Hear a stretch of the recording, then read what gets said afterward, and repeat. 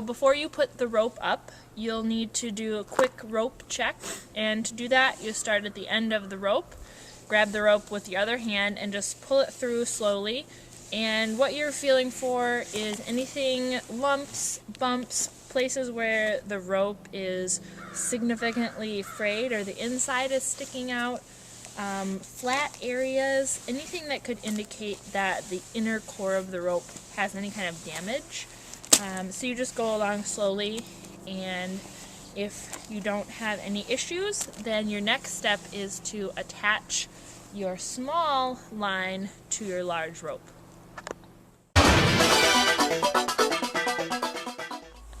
The next knot you're going to do is the clove hitch, and for that you start with your small rope on top of your larger rope. You wrap it around one time, and then you wrap it around a second time, but you're going to wrap it on the opposite side of where your rope is coming down, just like that. Finally, you're going to take this end and tuck it in the original loop.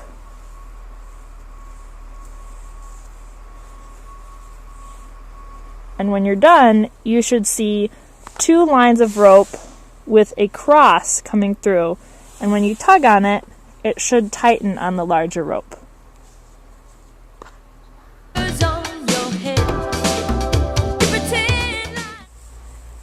Another clove hitch technique is to do the mouse ear technique. You're going to take the longer end of your rope and go once underneath, twice underneath in exactly the same manner. Take the second ear, put it over the first ear, and then put it on top of your rope and pull tight. And you'll end up with the exact same knot with your two lines and one cross. Make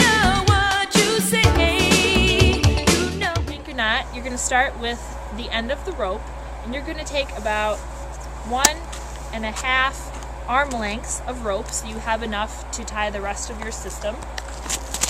And then you're going to take your rope on the narrower end of your carabiner, put it in front. You're going to wrap it around one time, and then you're going to wrap it around a second time. So you end up with two wraps, just like that. And then you're going to put it over the top of the rope going up to the tree. And finally, you'll take the end of the rope and put it through your original two loops.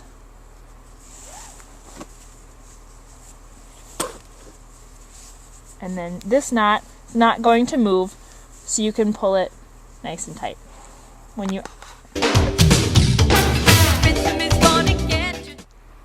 Alright, when you're getting ready to tie your Blake's hitch, you first want to tie just an overhand knot in between your anchor knot and the Blake's hitch.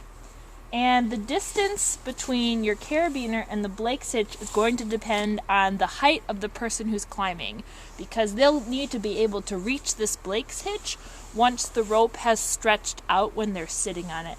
So I usually do about 2 feet or so. You're going to start with the rope that's coming from your anchor knot on top of the rope that's going up to the tree. So this is the other end of your rope going up and coming all the way down. You're going to wrap the rope 4 times, starting from the bottom. 1, 2, 3, 4. Now, you're going to keep this kind of loose, go behind your wraps, and then come in front of the knot you just tied. And then finally you're going to go behind the rope that's coming up to the tree and up through the first 2 loops.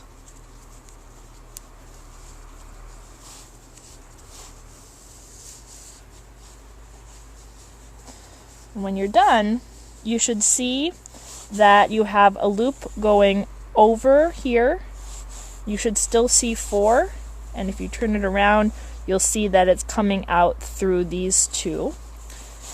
And then I like to do an overhand knot at the end, just to make sure nothing comes out of place.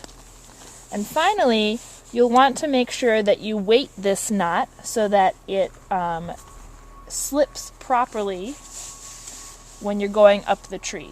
So the climber will be attached here, and they'll be pulling on this rope, and then the knot will push up. Their weight will pull down on the knot, and you'll need that knot to lock, but not be so tight that it doesn't release when they want to come down. To release the knot, the climber will grab on it, and it will slide down the rope. Rhythm is gonna get you. Rhythm is gonna get you. Now we're going to learn how to hook up the micro-pulley, which makes it easier for the climber to ascend the rope. You're going to start by taking this small rope and doing what's called a prusik knot. And for that knot, you're going to start with the rope just like this and pass one end through the other loop one time and pass it through the other loop a second time. And then you kind of want to dress the knot by tightening it up a little bit, and you can see how it looks kind of messy here. So we're just going to smooth it out so that we have 4 loops. You can see the outer 2 going around a second time, and the inner 2 coming out through this loop on top. If we turn it around, we should see a similar arrangement. And this knot is very similar to the Blake's hitch in that it will slide up and down the rope easily, but if you pull on it, it will be weighted. Now, this knot will not bear any weight of the climber, so if you do tie it incorrectly, nobody's safety will be compromised.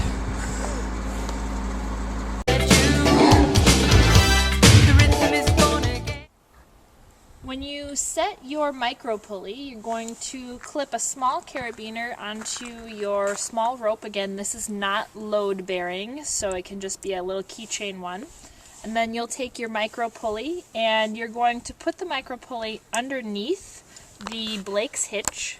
And then you'll just hook up this carabiner going through both rings.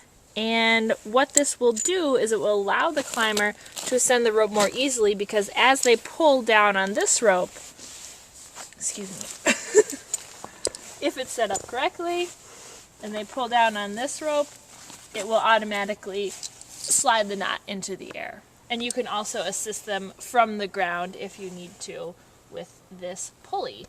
The important part to remember about using the pulley is that you don't want any part of this system to get stuck in the cambium saver.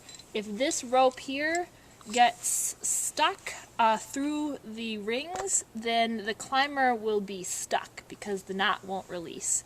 So you want to make sure that you have something marked up there that tells them when to stop climbing so they don't go too far. Also, if your distance between your prusik hitch and your pulley is too long, if it's too tight, sometimes the knot will have trouble releasing. And so you want to give it just a little bit of sag, but not too much, so that their pulling up the tree is effective.